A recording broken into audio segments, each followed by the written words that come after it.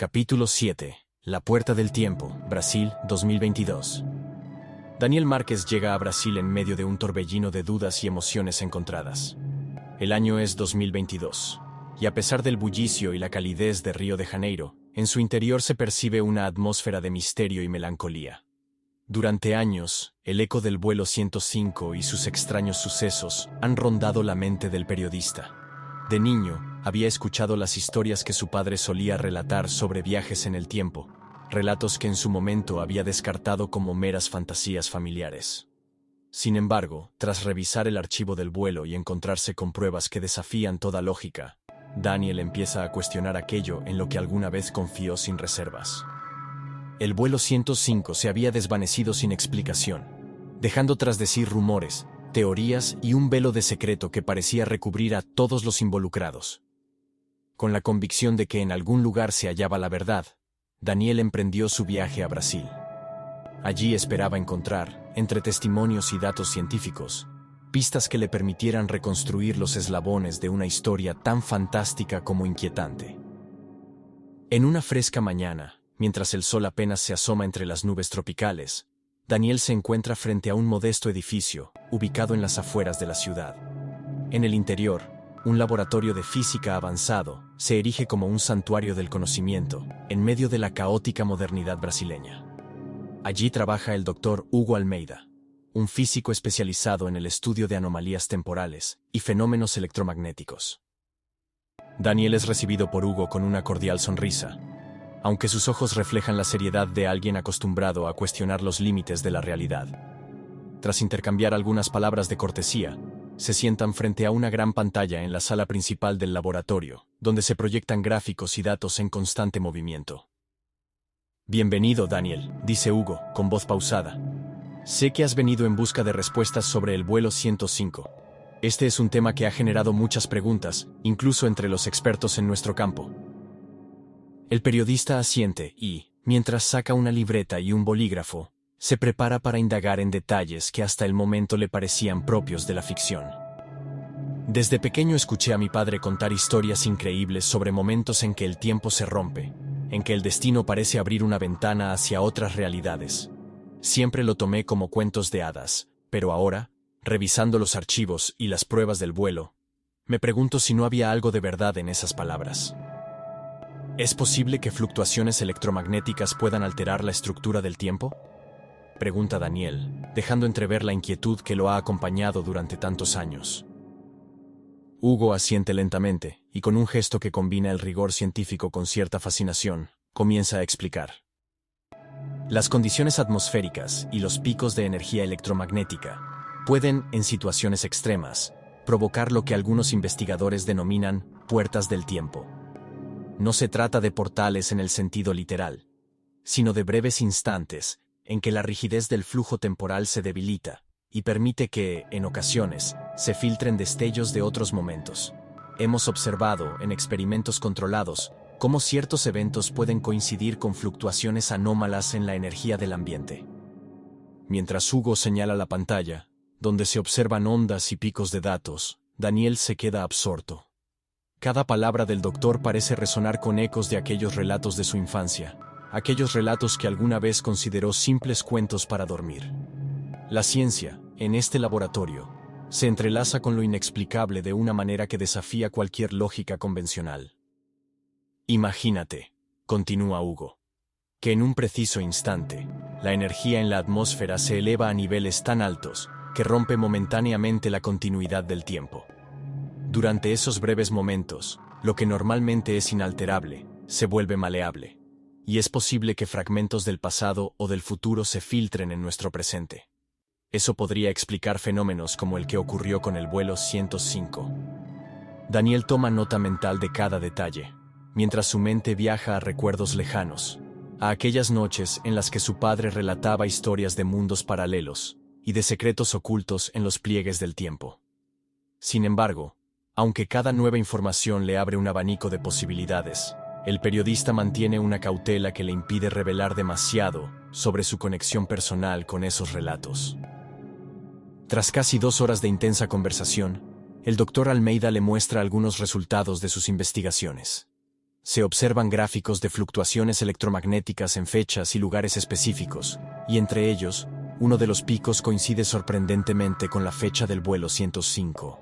Hugo señala ese punto en la gráfica con un dedo tembloroso, como si en ese instante se materializara la esencia de un misterio largamente guardado.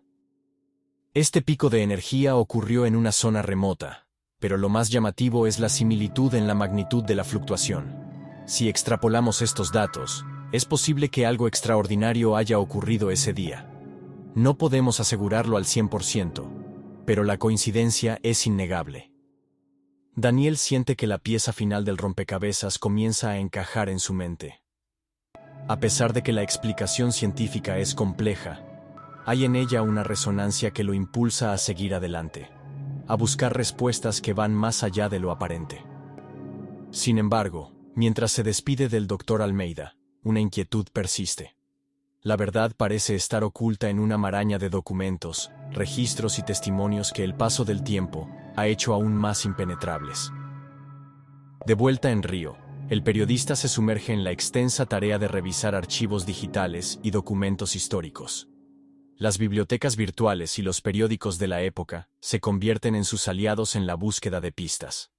Entretanto, la ciudad late a su propio ritmo, pero Daniel se mantiene inmerso en un silencio concentrado, como si cada palabra que leía fuese una clave para desvelar el enigma. Fue durante una de esas largas noches de investigación, mientras revisaba registros digitalizados de 1955, que encontró algo que lo dejó sin aliento. Un artículo de un periódico de la época, marcado como censurado. El titular era escueto y enigmático: Mysterious Airplane Lands in Madrid. La mayor parte del contenido había sido recortado, y solo quedaban fragmentos de una historia que parecía confirmar la presencia de un vuelo fuera de lo común.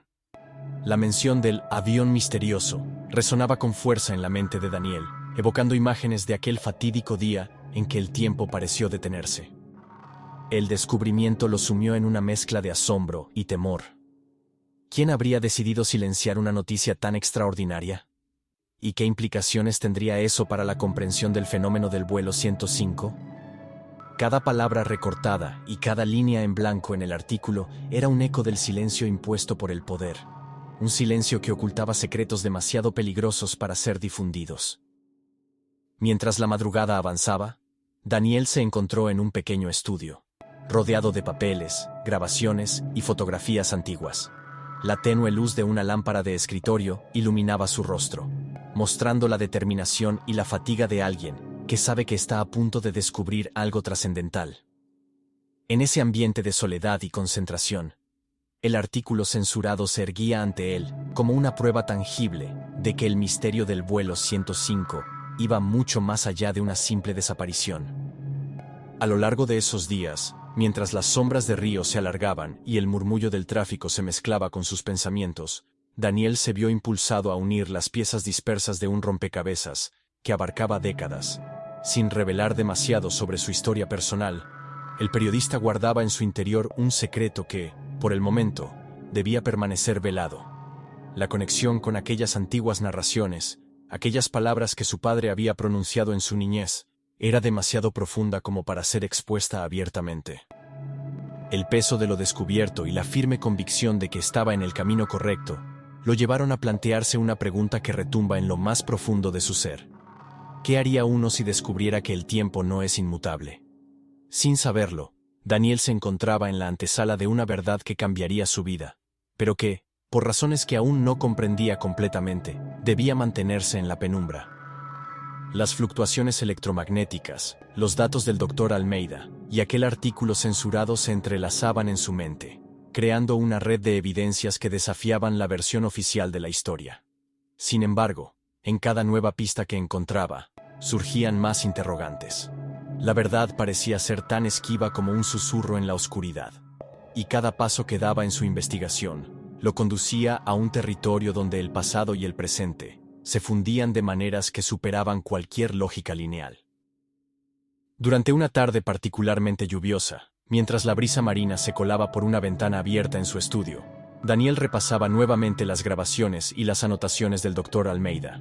El sonido de la lluvia, acompañado por el incesante golpeteo de las gotas contra el cristal, Creaba una banda sonora melancólica que acompañaba sus reflexiones.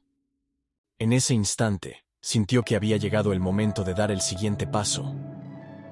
Convencido de que las respuestas al enigma del vuelo 105 y a las fluctuaciones temporales se hallaban en los documentos oficiales y en testimonios aún por descubrir, Daniel toma la firme decisión de viajar a Madrid.